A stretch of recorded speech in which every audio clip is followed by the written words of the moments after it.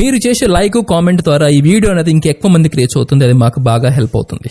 Please like చేసి comment చేయండి and వెళ్తూ సబ్స్క్రైబ్ కూడా చేసుకోండి. Thank you.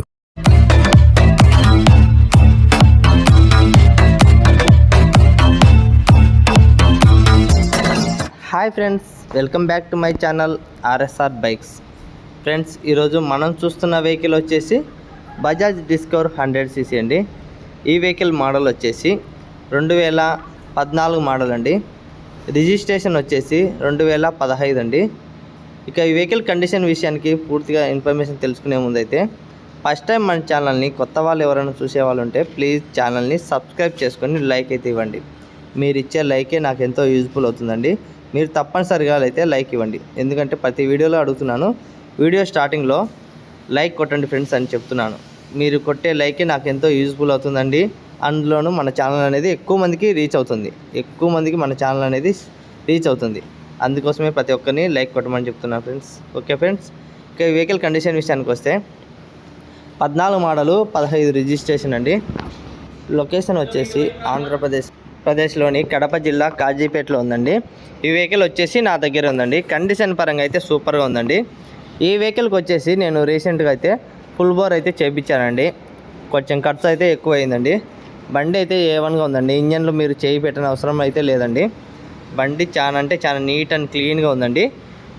ఇంజన్ పరంగా చూసుకుంటే చెప్పా కదా ఫ్రెండ్స్, బోర్ అయితే కంప్లీట్ అయిపోయిందండి. దాంట్లో మటుకు ఎటువంటి డౌట్స్ అనేది పెట్టుకోవద్దండి ఇంజన్ల వరకు, ఎందుకంటే దగ్గరుండి ఫుల్ బోర్ చేయించే కదా, ఎటువంటి ప్రాబ్లం అయితే లేదు.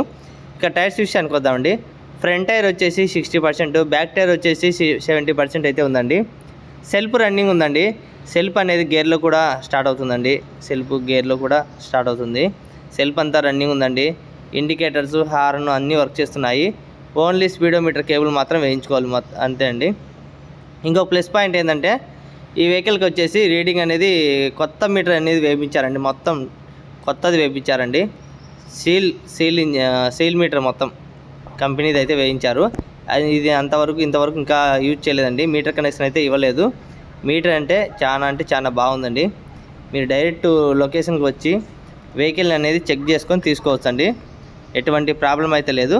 ఇంకా కలర్ షేడ్ అనేది రైట్ సైడ్లో అయితే కొంచెం కదా చూడండి ఫ్రెండ్స్, కలర్ అనేది కొంచెం రైట్ సైడ్లో షేడ్ అయిందండి. మామూలు అండి, ఏ వెహికల్ కూడా 14, 15, 16 మోడల్ కూడా రైట్ సైడ్లో కొంచెం కలర్ అనేది షేడ్ అయితేనే ఉంటాయండి. ఎందుకంటే సైడ్ స్టాండ్ వేస్తాం కదా, అప్పుడైతే కొంచెం రైట్ సైడ్లో అయితే కలర్ షేడ్ అయితే ఉంటాయి. ఇంకా ఎటువంటి ప్రాబ్లం లేదండి. డిస్కవర్ 100 మోడల్లో కూడా మోడల్ బాగుంది. 14 మోడల్ 15 రిజిస్ట్రేషను కండిషన్లో బాగుంది. ఇక ఇంజన్ పరంగా ఎటువంటి చేయి పెట్టిన అవసరం లేదండి. ఓకే ఫ్రెండ్స్, మైలేజ్లో కూడా నీకు 60 తక్కువ ఏం రాదండి, 60 తగ్గదండి, ఎటువంటి ప్రాబ్లం ఉండదు. మీరు ఆలోచించవద్దండి. లొకేషన్కి వచ్చేసి వెహికల్ని చెక్ చేసుకొని తీసుకోవచ్చండి. ఇంకా మనకు వాట్సాప్ గ్రూప్లో జాయిన్ అవ్వకుంటే వెంటనే జాయిన్ అవ్వండి. కింద లింక్ ఇస్తాను, వాట్సాప్ గ్రూప్లో జాయిన్ అవ్వండి. నేను పెట్టే ప్రతి వెహికల్స్ అనేది డీటెయిల్స్ అనేది ముందుగానే వాట్సాప్లో పెడతానండి. ఈ వెహికల్ అనేది వీడియో లేట్గా తీశానండి. నిన్న ముందుగానే 2 రోజుల ముందే వాట్సాప్ గ్రూప్లో అప్డేట్ ఇచ్చాను, తప్పకుండా చూడండి.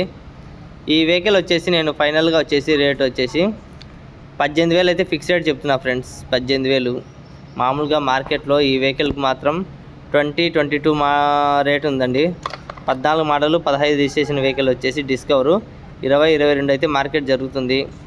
కానీ నేను మీ అందరి కోసం వచ్చేసి 18,000 అయితే చెప్తున్నా అండి. అది కూడా 18,000 పెట్టలేను, ఇంకా తక్కువ పెట్టేవాడిని. కాకపోతే నేను ఫుల్ బోర్ చేయడం వల్ల కొంచెం మనకు ఖర్చు అనేది కొంచెం ఎక్కువ వచ్చింది. లేదంటే మనము 16 పెట్టేవాడిని. అందువల్ల చెప్తున్నా ఫ్రెండ్స్, మామూలుగా అయితే నేను తక్కువే పెడతాను, కానీ ఈ వెహికల్కి మాత్రం ఒక 2,000 ఎక్స్ట్రా పెట్టాల్సి వస్తుంది. ఎందుకంటే మనము ఫుల్ బోర్ చేయడం వల్ల కొన్ని ఖర్చుల వల్ల ఎక్కువ వచ్చేసిందండి. అందువల్లనేసి 18,000 చెప్పాను. మళ్ళీ మీరు ఎక్కువ చెప్తున్నారన్న, ప్రతి వెహికల్ తక్కువ ఇచ్చారు, ఈ వెహికల్ ఎక్కువ చెప్తున్నారు అనుకోవద్దండి. మనం పెట్టిన రేటే కరెక్ట్ రేటే పెట్టినాను, ఎటువంటి ప్రాబ్లం అయితే లేదండి. మీరు లొకేషన్కి వచ్చేసి వెహికల్ని చెక్ చేసుకొని తీసుకోవచ్చండి. ఒకవేళ లాంగ్ వాల్ అయితే ఏం పర్లేదండి, నేను ట్రాన్స్పోర్ట్ కూడా చేస్తాను. మీరు టెన్షన్ పడిన అవసరం కూడా లేదండి. ఎంత లాంగ్ అయినా పర్వాలేదు, మనము ట్రైన్లో అయితే ట్రాన్స్పోర్ట్ అయితే అవైలబుల్ ఉంది. ఎక్కడికైనా పర్లేదు ఫ్రెండ్స్, నేను ట్రాన్స్పోర్ట్ అయితే చేపిస్తాను. మీరేమి ఇబ్బంది పడిన అవసరం లేదండి. మీరు ఓన్లీ వెహికల్ని చూడండి, అన్ని రకాలుగా మీకు చెక్ చేసి చెప్తున్నాను. ఏదైనా ఇన్ఫర్మేషన్ కావాలంటే నా నెంబరు డిస్క్రిప్షన్లో ఇస్తాను, తప్పకుండా కాంటాక్ట్ చేసి మాట్లాడండి. ఒకవేళ నెంబర్ తీసేశాను అంటే ఆ వెహికల్ అనేది సేల్ అయిపోయి ఉంటుందండి. నా నెంబర్ ఉంది అంటే కాల్ చేసేయండి, వెంటనే మాట్లాడండి. ఏదైనా చిన్న చిన్న డౌట్స్ ఉంటే క్లియర్ చేసుకున్న తర్వాత ఏదైనా డిసైడ్ అవ్వండి. ఫస్ట్ కాల్ చేయండి, మీకు ఏదైనా చిన్న చిన్న డౌట్స్ ఉంటే అడగండి, లేదంటే వాట్సాప్లో కూడా మెసేజ్ చేయండి. ఎప్పుడు ఆన్లైన్లో ఉంటాను, మీకు ఏ ఇబ్బంది లేదండి. ప్రతి ఒక్కరు కాల్ లిఫ్ట్ చేస్తాను. ఈ పలానా వాళ్ళకు కూడా లిఫ్ట్ చేయలేదు అనబట్టదండి, మొత్తం అందరికీ లిఫ్ట్ చేస్తాను. ఇంకా ఏదైనా ఒకవేళ అర్జెంట్ విషయంలో లిఫ్ట్ చేయకపోతే మళ్ళీ తిరిగి కాల్ చేస్తానండి. ఫ్రీగా ఉన్నప్పుడు మళ్ళీ కాల్ చేస్తాను. ఓకే ఫ్రెండ్స్, మీరు ఎటువంటి చింతించిన అవసరం లేదండి. బండి కండిషన్ అయితే బాగుంది, సెల్ఫ్ అంతా రన్నింగ్ ఉంది, ఇక్కడ డ్యామేజ్ అనేది లేదు. మీటర్ అయితే కొత్తది వేశారు, టైర్స్ బాగున్నాయి, అన్ని రకాల పర్ఫెక్ట్గా ఉందండి. ఒరిజినల్ ఆర్సీ ఉంది. ఇక ఓకేనా ఫ్రెండ్స్, ఇంకా ఒక చిన్న విషయం అయితే మీతో షేర్ చేసుకోవాలి అనుకుంటున్నాను. అదేంటంటే ఈ మధ్యన మనం గ్రూప్లో పెట్టిన తర్వాత కాల్ చేస్తున్నారు, మెసేజ్ చేస్తున్నారు. గ్రూప్లో పెట్టిన తర్వాత అన్న ఈ వెహికల్ ఉందా, నేను 20,000 సపోజ్ చెప్తున్నా ఫ్రెండ్స్. ఇప్పుడు ఒక వెహికల్ అనేది 20,000 పెట్టినా అనుకోండి మార్కెట్ రేటు, మెసేజ్ చేస్తారు, కాల్ చేస్తారు. అన్న జస్ట్ అట్లా ట్రై చేస్తారు, కొంతమంది చేస్తున్నారు, వాళ్ళ గురించి చెప్తున్నా. అన్న ఈ వెహికల్ ఎంత ఇస్తారు ఫైనల్ అంటారు అనుకోండి. నేను 20,000 పెట్టా కదా బ్రో, గ్రూప్లో 20,000కి ఇస్తాను ఫైనల్గా అని చెప్తాను. లేదన్నా 10,000కి ఇస్తారా అని అంటాడు. 10,000కి ఇస్తారంటే నేను ఏం చేస్తానంటే సర్లే చూద్దామని చెప్పి సర్లే రండి బ్రో 10,000కి ఇస్తారండి అన్నాను. ఈ 3 రోజులు జరిగిన విషయాలు అయితే అవి చెప్తున్నాను. 10,000కి ఇస్తారా బ్రో అంటాను.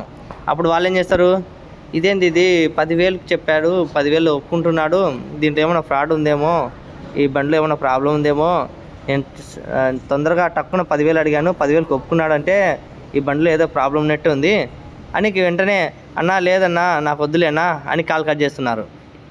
చూడండి ఫ్రెండ్స్, అట్లా ఉన్నారు జనాలు.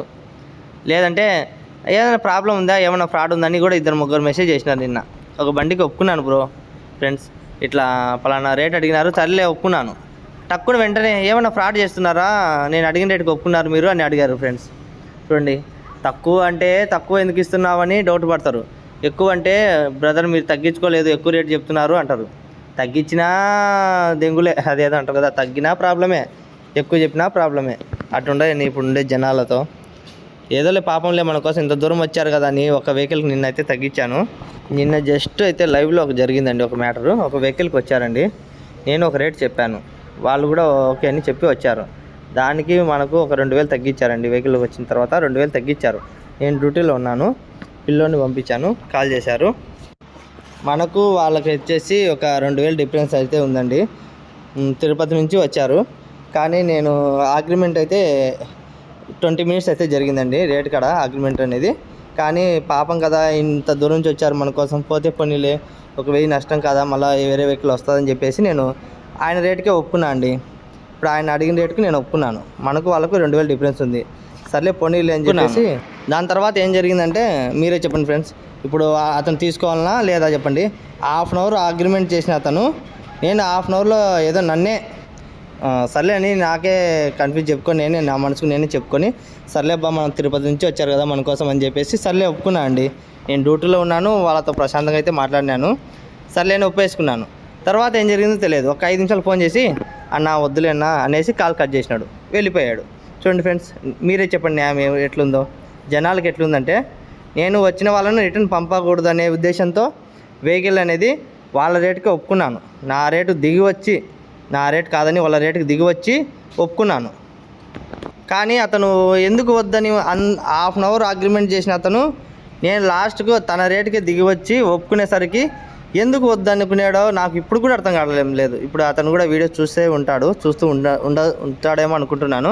మీరు కూడా ఏదన్నా మీకు ఏమనిపించిందో ఒకసారి కామెంట్ చేయండి ఫ్రెండ్స్.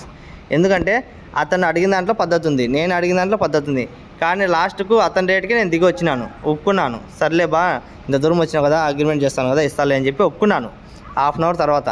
కానీ ఒప్పుకున్న తర్వాత 5 నిమిషాలకు మళ్ళీ కాల్ చేసి అన్న నేను మా అన్నని కనుక్కుంటాను మళ్ళీ చేస్తానని చెప్పేసి కట్ చేశాడు. మళ్ళీ 5 నిమిషాలు చేసేసి అన్న నాకు వద్దులే అన్న వెళ్ళిపోతున్నాను అని చెప్పాడు. అతనికి ఏం జరిగిందో నాకే అర్థం కావడం లేదు. ఇప్పుడు కూడా ఆలోచిస్తున్నాను, ఎందుకు ఆలోచించడం లేదు అంటే కొంత డౌట్ వచ్చింది నాకు కూడా. అయ్యో వాళ్ళ రేటుకు రావడమే మన తప్పేమో అనుకున్నాను. మనము కొంచెం దిగజారి రాకుండా ఉంటే, మన రేటు మీద గట్టిగా నిలబడి ఉంటే పోయిందేమో, బండి తీసుకుని పోయేవాడేమో అనుకున్నాను ఫ్రెండ్స్. మీరు కూడా మీ న్యాయం ఏదో చెప్పండి మీరే ఒకసారి. తన రేటుకి రావడమే తప్ప, లేదంటే మన రేటు మనం గట్టిగా నిలబడి నువ్వు వెళ్తే వెళ్ళు, రిటర్న్ అయిన వెళ్ళు, అంత దూరం వచ్చినా నాకు పర్వాలేదు, నాకు సంబంధం లేదు, నా రేటు నాదే అని గట్టిగా నిలబడకపోవడమే తప్ప అదే నాకు అర్థం కావడం లేదు ఫ్రెండ్స్. మీరే చెప్పండి. ఇంతసేపు అగ్రిమెంట్ చేసి లాస్ట్కి తన రేటుకు నేను ఒప్పుకునేసరికి ఎందుకో భయపడ్డాడు. అంటే నా రేటుకి వచ్చాడు కదా, ఏదైనా ప్రాబ్లం ఉందేమో అని డౌట్ పడినట్టున్నాడు. అది నాకు వచ్చేసి అదే డౌట్ వచ్చింది. రేట్ తగ్గడమే నా తప్పేమో అనుకున్నాను. రేట్ తగ్గిపోకుంటే తీసుకునేవాడేమో, వెళ్ళిపోయాడేమో అనుకున్నాను. కానీ అతను అనుకున్నట్టున్నాడు ఏదో, ఎందుకు నా రేటు తగ్గించి వచ్చాడు, ఏదైనా బండిలో ప్రాబ్లం ఉందేమో అని డౌట్ పడుతున్నాడు.